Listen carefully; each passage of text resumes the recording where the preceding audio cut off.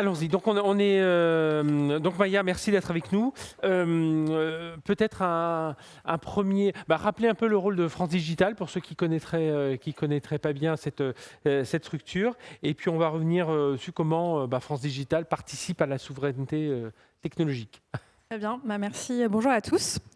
Donc ouais, je dirige France Digital. France Digital, qui est une association qui a été créée en 2012, qui a pour vocation, qui a deux missions. Déjà, on fédère start-up et fonds d'investissement en capital risque.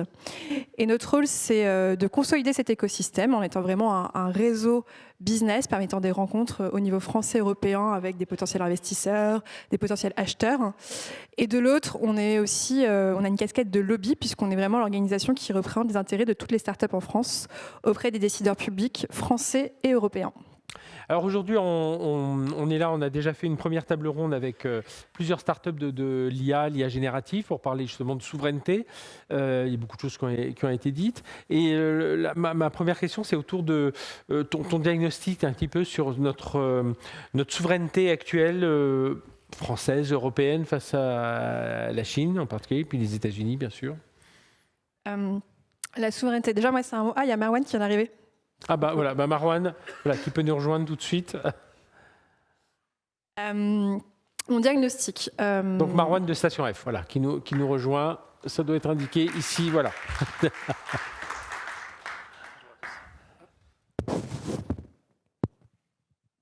Ça marche. C'est bon. Bonjour à tous. Bon. Alors, on m'a posé une question sur faire un état des lieux de la souveraineté technologique en France. Moi, mon état des lieux. Concrètement, on a eu une première grosse vague de transformation digitale numérique depuis les 20 dernières années, de laquelle on a pu voir émerger un bel écosystème français. Néanmoins, si on regarde les chiffres de dépendance, aujourd'hui, on est clairement sur un marché qui est trusté par des hyperscalers américains, où plus de 75% des parts de marché mondiales pour le cloud sont des parts de marché occupées par, on les connaît tous, des Amazon, des Microsoft, des AWS. Et donc il y a un vrai lien de dépendance. Et d'ailleurs, quand on interroge nos startups françaises, trois quarts d'entre elles se sentent dépendantes de ces entreprises. Donc voilà, clairement, il y a des liens de dépendance qui ont été créés à travers auprès d'acteurs notamment américains. La Chine, sur notre relation vis-à-vis de la Chine, quelque part, on est un peu épargné par la dépendance vis-à-vis des acteurs chinois parce que eux-mêmes, en fait, ont déjà un marché qui est si colossal qui n'attaque pas l'Europe aussi fortement que les Américains. Mais voilà, le fait est que sur le traitement de données, le cloud, on est dépendant et que de facto, ça va avoir un effet sur la nouvelle vague d'IA générative sur laquelle d'IA au sens large et d'IA générative sur laquelle on est, où là encore, ce sont des acteurs qui prennent une position très très forte, qui investissent massivement et qui, en plus de ça, quand on regarde la chaîne de valeur de l'IA générative, ont une stratégie d'intégration verticale de l'IA générative. C'est-à-dire qu'ils vont développer leur propre LLM, ils vont s'intéresser aux couches basses avec la construction de chips. Donc il y a un enjeu effectivement de dépendance. Moi, j'aime pas trop le mot souveraineté, je préfère vraiment parler d'autonomie stratégique, c'est important, parce que derrière le mot souveraineté, on peut mettre tout un tas de choses. Moi, je parle vraiment d'un point de vue très pragmatique, production-service. On a des dépendances où on doit faire forcément appel à des sous-traitants américains et chinois. Marwan, ton regard justement alors, sur l'autonomie stratégique, la souveraineté, puis dire en deux mots aussi, rappeler Station F, ce berceau de start-up. Bah oui, alors Station F, on n'est pas très loin, il suffit juste de traverser la Seine et puis vous y êtes. Par rapport effectivement à cette notion de souveraineté et d'autonomie, je pense que c'est aussi l'une des raisons de la naissance de Station F, finalement, c'est aussi de pouvoir mettre en avant un ensemble de talents, d'entrepreneurs, de projets sur les sujets dont on va discuter. Et c'était une volonté aussi dès le départ, lorsqu'on a lancé le projet en 2017, de mettre une vitrine sur l'entrepreneuriat et de rassembler un ensemble de parties prenantes, d'entrepreneurs, mais pas que, pour dire, bah oui, il se passe des choses en France, contrairement à ce que certains à l'époque pensaient dans l'écosystème américain notamment. Oui, il y a des entrepreneurs en France. Donc c'est un de nos critères très importants de mettre en avant ça, de ne pas en même temps cloisonner aussi l'écosystème français. Donc il y a beaucoup d'acteurs étrangers qui font partie de Station F. L'idée, c'est qu'ils puissent aussi partager un ensemble de ressources pour qu'on puisse créer cet écosystème-là. En rappelant qu'à Station F, on a à la fois des startups et on a aussi des grands groupes qui installent des antennes là pour travailler justement avec des startups. Oui, très clairement, comment ça fonctionne, c'est 1000 startups au même moment en pré-seed, seed, donc en amorçage. Et on s'adresse finalement pour 80% des startups qu'on a à la vallée de la mort, donc les premières années de leur rencontre avec le marché, à la mise en lancement en orbite d'un produit, c'est vraiment l'objet. Et on fait pas ça tout seul, il y a près de 30 programmes d'accompagnement. Il y a des grands groupes français, étrangers qui, ouverts à l'open innovation, du coup, travaillent en concert avec les startups, mettent en place des POC. Certains groupes rachètent aussi des startups. Total, c'est exactement ce qui s'est passé il y a un an. Vous allez avoir des grandes écoles et universités, vous allez avoir des programmes aussi gérés par Station F en direct. Donc, on veut mixer l'ensemble des acteurs qui participent à la création de valeur entrepreneuriale. L'état d'esprit, alors évidemment, il est ambitieux, mais est-ce qu'il est ambitieux en disant bon, je vais être d'abord numéro 1 français, puis numéro 1 dans frontalier, et puis ensuite j'irai voir le marché, ou est-ce qu'aujourd'hui, il y a des. Alors évidemment, ça doit changer selon les sociétés, selon les personnalités, mais est-ce qu'il y a une vraie ambition? On sent quand même cette ambition de tout de suite s'attaquer à un marché, se dire voilà, mon marché, c'est le monde. Oui, et c'est ce qu'on essaie d'inculquer. Station F, on a été pas mal critiqué au départ parce que la langue officielle à Station F, c'est l'anglais, en tout cas à l'écrit. Lorsqu'on fait des conférences, on demande toujours, et c'est pour 80% du temps, en anglais. Donc c'est très important pour nous de les pousser vers l'extérieur, entre guillemets. Et aussi, on a lancé pas mal de programmes internationaux. Donc on a des programmes où on accueille des startups japonaises, des startups coréennes. On les met en lien avec les startups françaises. L'idée, c'est que les unes et les autres peuvent apprendre des écosystèmes de chacun. C'est très, très important pour nous. 30% des entrepreneurs qu'on va trouver à Station F sont étrangers.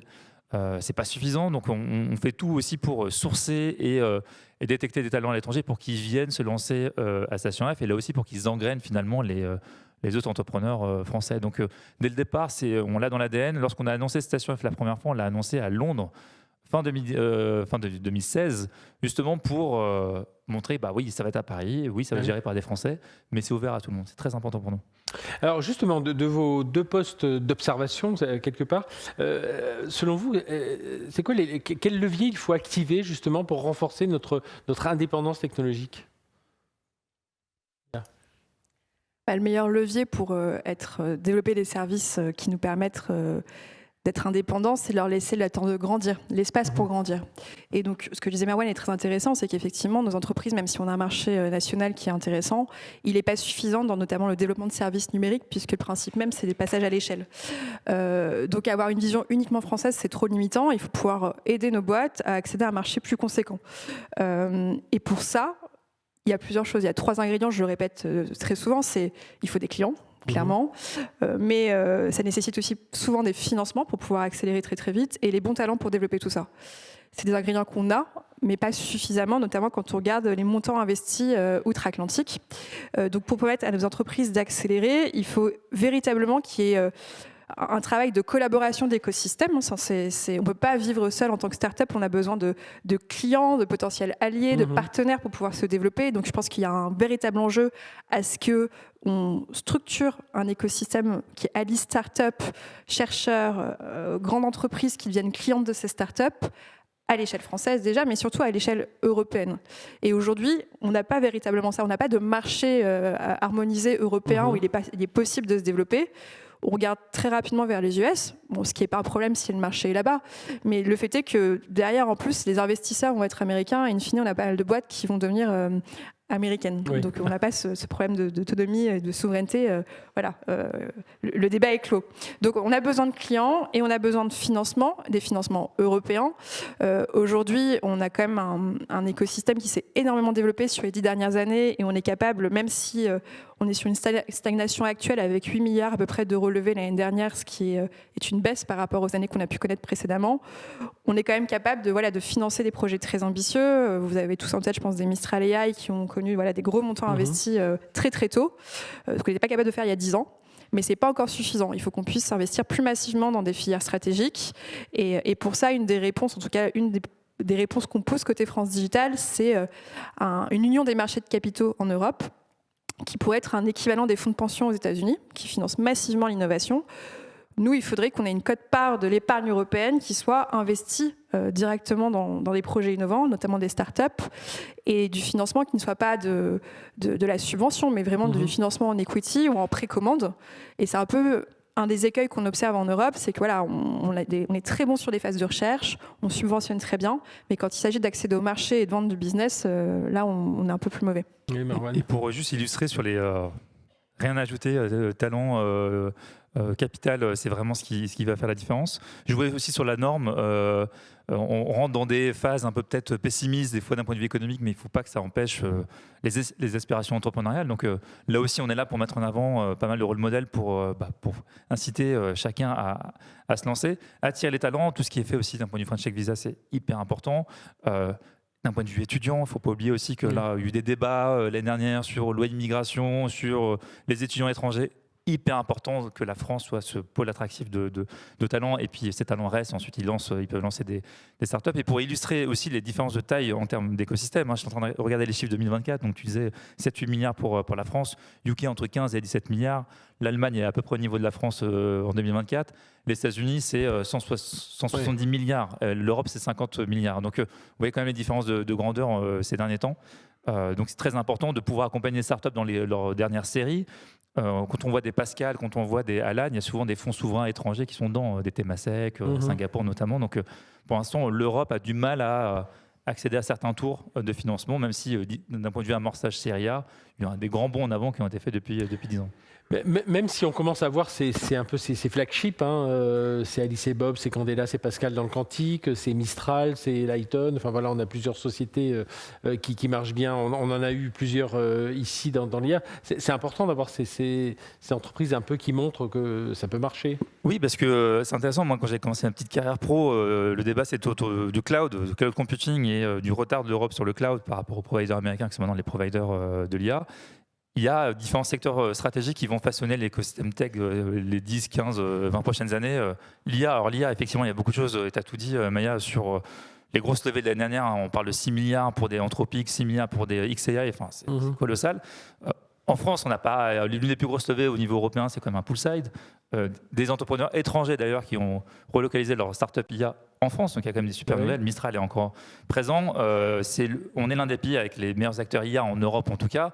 Le climat, le quantique, on n'est pas encore à la fin de la course. Donc il y a encore pas mal de choses qui peuvent se décider sur ces secteurs-là, et l'Europe est plutôt bien positionnée aussi. Aujourd'hui, en Europe, on est très fort sur les réglementations, DSA, DMA, IACT, etc. Est-ce que ça favorise, enfin, selon vous, selon les différentes organisations, structures dont vous vous occupez, est-ce que ça favorise cette souveraineté ou ça freine un peu l'innovation ? Pour répondre à la question de l'Europe, je vais aussi quand même reprendre un peu ce que disait Marwan sur la partie c'est bien d'avoir des flagships Team Mistral, etc. On parle beaucoup de flagships français.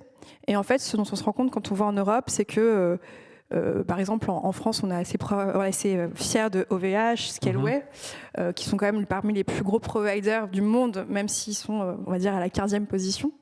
Mais ce qui est assez fascinant, c'est que si vous allez en Suède ou en Allemagne et que vous parlez d'OVH, mais tout le monde vous regarde en disant on ne connaît pas. Oui. Et c'est ça qui est assez dramatique, c'est qu'on a nos flagships français, mais en fait, ce n'est pas des vrais flagships européens. Et quelque part, si on veut véritablement travailler sur une souveraineté, il faudrait que nous-mêmes, on soit capable de faire le choix de se dire je prends un fournisseur qui est européen, pas forcément français, mais européen. Et l'argent, quelque part, qu'on a investi dans Mistral, il y avait quand même Alpha aussi comme projet parallèle en Allemagne. Si tous ces montants, tous les efforts qui ont été menés étaient concentrés vers un acteur qui soit français ou allemand, mais européen, voilà, on irait beaucoup plus loin. Et je pense que la construction de l'Europe, elle se fait aussi en tant que marché. Il faut quelque part, sans faire du protectionnisme, parce que moi je pense qu'une fois encore, et je sais qu'il y a beaucoup de DSI dans la salle, on ne va pas vous demander de choisir un service simplement parce qu'il est européen. Il faut qu'il soit aussi compétitif et qu'il vous permette de faire ce que vous souhaitez. Mais il faut qu'on laisse la place à des acteurs européens d'émerger. Nous, on a lancé une initiative qui s'appelle le LETS, The Leading European Tech Scale-up, qui est un listing chaque année qu'on fait avec 20 associations européennes de nos plus belles boîtes.